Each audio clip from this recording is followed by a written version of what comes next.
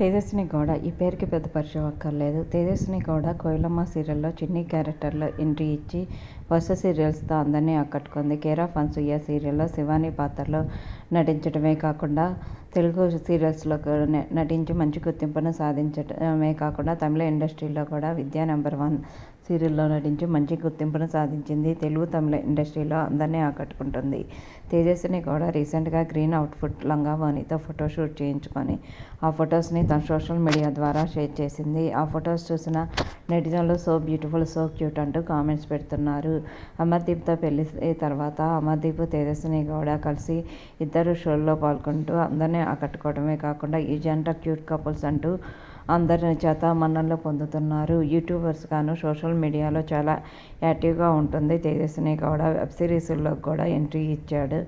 అమర్దీప్ హీరోగా కూడా మొదటి సినిమా చేయబోతున్న సంగతి తెలిసిందే. లేటెస్ట్ అప్డేట్ కోసం ఛానల్